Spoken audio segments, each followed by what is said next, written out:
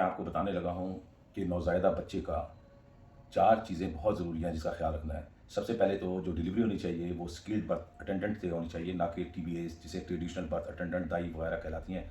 Skilled birth attendant में 4 categories हैं, ये डॉक्टर है या डॉक्टर, नंबर 2 नर्स, एलएचवी और मिडवाइफ़।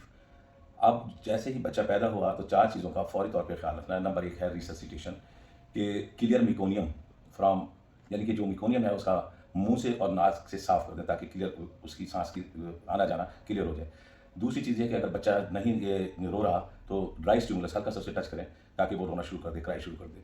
तीसरा, अगर ज़रूरत पड़े तो माउथ टू माउथ ब्रीथिंग की ज़रूरत पड़ जाती है। अब दूसरा आ जाता है थर्मल प्रोटेक्शन। थर्मल प्रोटेक्शन का मतलब ये है कि उसका टेम्परेचर मेंटेन रखना चाहिए फ़ौरन। तो इसे ड्राई करें बच्चे को इन वार्म क्लॉथ।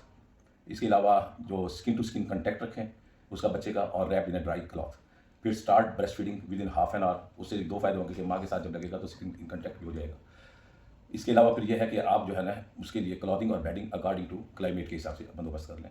अब आ जाएगा एग्जामिनेशन। एग्जामिनेशन में सबसे पहले ये है कि 24 आवर्स के अंदर उसका बच्चे का वजन करें। इसके बाद अगर कोई ग्रॉस उसके अंदर आप देख रहे हैं कोई अबनॉर्मलिटी आ रही है, वो फ़ौरन डिटेक्ट हो रही है, तो फ़ौरन जो है ना पीडियाट्रिशियन को या डॉक्टर को रेफ़र करके उसका चेकअप कराएं। फिर है इम्यूनाइजेशन। तो फौरी तौर पर जो इम्यूनाइजेशन है, जिस तरह बीसीजी का इंजेक्शन है और पोलियो ड्रॉप्स जिसे ज़ीरो डोज कहते हैं। एक चीज़ मैं इधर आपको और बता दूं कि जो बीसीजी का इंजेक्शन है उसका बाकायदा मेंशन्ड है कि जस्ट आफ्टर बर्थ। इसमें भी एक बहुत बड़ा साइंटिफिक राज है। जस्ट आफ्टर बर्थ इसलिए किया जाता है क्योंकि जो बैक्टीरिया, क्योंकि ये जो इंजेक्शन होता है बीसीजी, जो वैक्सीनेशन होती है, ये तब टीबी से रोकथाम के लिए की जाती है। तो इन्वायरमेंट में बहुत से टीबी से मिलते जुलते जरासीम फिर रहे होते हैं, वो उस जगह पर पहुंच जाते हैं, और जब वो बीसीजी होती है या वैक्सीनेशन हो रही होती है तो वो जो वैक्सीन है वो उसको सूडो टीबी वाले समझते हैं कि ये जरासीम आ गए, तो उसकी इम्यूनाइजेशन सही तरीके से नहीं होती, इसलिए जस्ट आफ्टर बर्थ बीसीजी का टीका लगवा लेना चाहिए। अच्छा, अब मैं आपको बताने लगा हूँ क्योंकि मैंने पहले आधे घंटे के अंदर माँ का दूध पिलाने की अफादियत आपको बता दी थी। अब पहले 6 महीने का वो भी मैंने बता दिया आपको कि सिर्फ़ और सिर्फ़ माँ का दूध पिलाना है और कुछ चीज़ भी नहीं पिलानी। क्योंकि ये चीज़ें डेवलप करती हैं, सारी डिपेंड करती हैं ग्रोथ और डेवलपमेंट के ऊपर। ग्रोथ और डेवलपमेंट में का मतलब ये होता है, एक फिज़िकल ग्रोथ, फिज़िकल डेवलपमेंट के बच्चे की हाइट कैसी रहेगी, उसका वज़न कैसा रहेगा। दूसरा मेंटल और सोशल डेवलपमेंट, ये दोनों बहुत डिपेंड करती हैं ब्रेस्ट फीडिंग यानी कि माँ के दूध के ऊपर। अब इसके अंदर आप ये देखें कि अर्ली इन्फेंसी में एक 1 टू 6 मंथ्स का मैंने बताया है। इसके बाद लेटर इन्फेंसी 7 से 12 महीने की उम्र के अंदर किस तरह आपने पिलाना है, इसमें कम्प्लीमेंट्री फीडिंग स्टार्ट कराते हैं। तीसरा फिर आ जाता है प्री स्कूल एज में कौन सी डाइट देनी है बच्चे को, किस तरीके से खाना देना है, उसकी 1 से 5 साल की उम्र में। फिर स्कूल एज गोइंग में 5 से 15 साल तक, और फिर इसी तरीके से एडोलिसेंट एज जो होती है कि हर बच्चा जब 10 से 19 साल के दरमियान होता है तो उसे एडोलिसेंट कहते हैं, तो उसका खास तौर पर ख्याल रखा जाता है कि उसके बिहेवियरल चेंजेस और उसकी खुराक वगैरह किस किस्म की होनी चाहिए। अच्छा, अब मैं आपको ये बताना चाहता हूँ कि ड्यूरिंग इन्फेंसी यानी कि पैदाइश से लेके 12 माह तक की उम्र को इन्फेंट कहते हैं। इसके अंदर क्या-क्या चीज़ें आपने कंसीडर करनी है।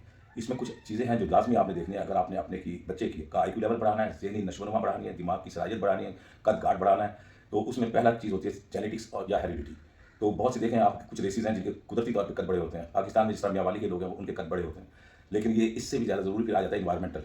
एनवायरमेंटल के अंदर ये होता है कि अगर आप खुराक उसे सही दे रहे हैं या जो चीज़ें मैं बताऊँगा वो सही दे रहे हैं, तो वो जेनेटिक फैक्टर्स को ओवरकम कर देते हैं और उसका बच्चे का ग्रोथ मॉनिटरिंग बहुत अच्छी हो जाती है। यानी कि दूसरे नंबर पे एनवायरमेंट है, सैनिटेशन है, हाउस कंडीशंस है। सैनिटेशन में ये है कि अगर बच्चे का बार-बार लूज़ मोशन है, दूसरी बीमारियाँ लग रही हैं, तो वो दवाइयाँ लेने के बाद उसका इम्यून सिस्टम जो है बहुत बिगड़ जाता है, खराब हो जाता है, जिसकी वजह से बच्चे का कद-काठ नहीं बढ़ता। इसके बाद आ जाता है आपने उसकी फिज़िकल कंडीशन देखनी है। फिज़िकल कंडीशन में आप देखें कि वेट और हाइट किस हिसाब से बढ़ रहा है, वो मैं अभी आपको अगले लेक्चर उसके अंदर बताता हूँ वीडियो के अंदर। इसके अलावा आपने देखना है कि जिस वक़्त पैदा हुआ है तो एट बर्थ उसका हेड सर्कम्फ्रेंस कितना था, यानी कि सर का साइज़ कितना था। फिर ऊपर वाला उसे कहते हैं mid upper arm circumference, chest circumference, और उसका वज़न कितना था एट बर्थ, उसकी हाइट कितनी थी। इसके अलावा ज्योग्राफिकल फैक्टर्स देखें कि बहुत से ऐसे एरिया हैं जहाँ पर आयोडीन की डेफिशिएंसी है। जहाँ पर आयोडीन की डेफिशिएंसी होगी वहाँ पर वो बच्चे हमेशा स्टंटिंग ग्रोथ यानी कि छोटे कद के होंगे और उनका आईक्यू लेवल बहुत ही कम हो जाएगा। इसके अलावा कल्चरल हैं। कल्चरल में ये है कि भी बहुत सी फैमिलीज़ में ऐसा है कि मिल्क जो है पूरा बाज़ार से भी अगर देते हैं तो 6 माह के बाद जब कम्प्लीमेंट्री फीडिंग शुरू करते हैं तो उसमें दूध में पानी मिला देते हैं ताकि ये 2 बच्चे हैं तो 2 को करने के लिए ज़्यादा पानी मिला दिया, उसके अलावा उसको न्यूट्रिशन वैल्यू नहीं जाती। फिर इसके बाद आपने देखें कि न्यूट्रिशन जब मैं हिस्ट्री ली जाती है तो देखा जाता है माँ या फैमिलीज़ कहती हैं हम तो बहुत अच्छा खिला पिला रहे हैं। तो क्वांटिटी और क्वालिटी ऑफ फूड दोनों ही देखी जाती है कि किस किस्म की आप क्वांटिटी दे रहे हैं और कौन सी क्वालिटी दे रहे हैं। क्या वो क्वालिटी वो है जिसमें वो न्यूट्रिशनल रिक्वायरमेंट उसके साथ पूरी हो रही है या नहीं हो रही। और फिर सबसे आगे में आप ये देखें कि इमोशनल कंडीशंस कैसी हैं। क्या ये तो नहीं जिस तरह यहाँ लोगों के अंदर यहाँ क्राइटेरिया है कि बच्चे को मारना, धमकाना, आंखें निकालना, उसे चुप कराने के लिए मुख्तलिफ तदाबीर माएँ इस्तेमाल करती हैं, उससे उनकी हमेशा ग्रोथ जो है रुक जाएगी।